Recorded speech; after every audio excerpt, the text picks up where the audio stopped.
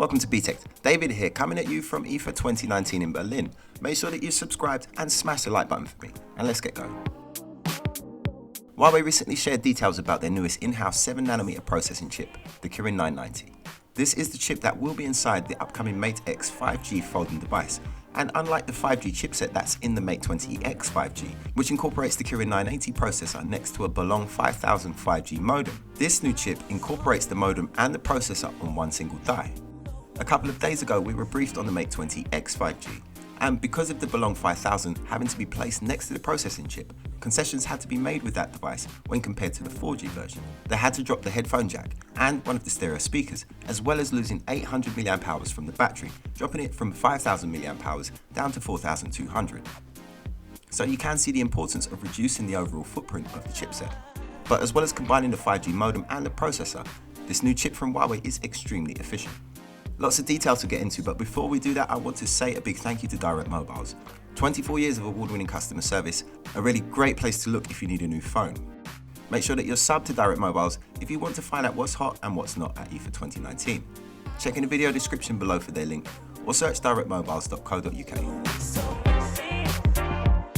Huawei had a few different announcements at IFA. As well as the Kirin 990 chipset, they've also announced their new Freebuds 3, as well as some new colours for the P30 Pro, which is now also running on Android 10 based EMUI 10. But I will come to those in a minute. First, I want to talk about the chipset because, according to Huawei, this new chip really does bring it to the competition. Huawei have been researching 5G for over 10 years now, so there's no doubt that when it comes to 5G, they are the world leaders. The Kirin 990 with its high AI and integrated 5G is built on the 7nm EUV process and gives a 36% lower footprint with 10.3 billion transistors built onto this tiny little chip. It will give 5G download speeds of up to 2.3 gigabits per second and upload speeds of 1.25 gigabits per second.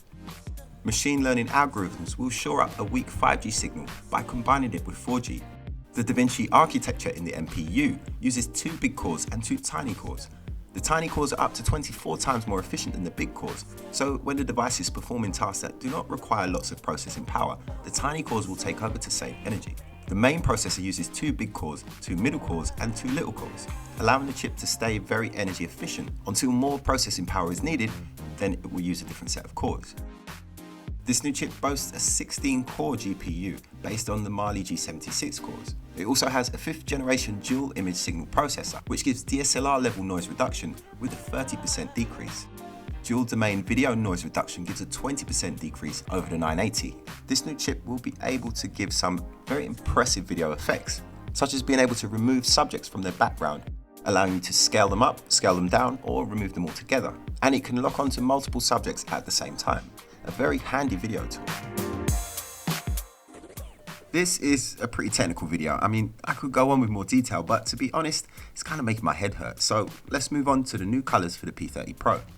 They've gone for a 2-tone look this time, a similar look to the Pixel series with a frosted lower section, which is very resistant to fingerprints. That top section still smudges very easily, but I really like the new colours, which are Mystic Blue and Mystic Lavender.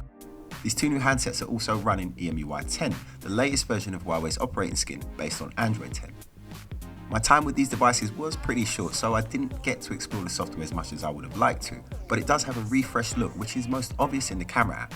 They're using new fonts and effects, and have brought the look right up to date, which, if you ask me, was desperately needed as the camera app has stayed the same for quite a few generations now. The EMUI 10 will not just be in the new refreshed P30 Pro, it will be coming to a Huawei device near you very soon. Huawei also dropped their new Freebuds 3, the first earphones of their type to feature active noise cancelling and an aerodynamic microphone designed to reduce wind noise and allow you to hear and be heard whilst talking on the phone, even when cycling at up to 20 kilometers an hour. We've got 14mm high sensitivity dynamic drivers with a dedicated bass tube. They've thought about the gamers and have an ultra low game audio latency of 190 milliseconds, which I definitely would be interested to try out, as that is one really annoying thing about mobile gaming through Bluetooth headphones.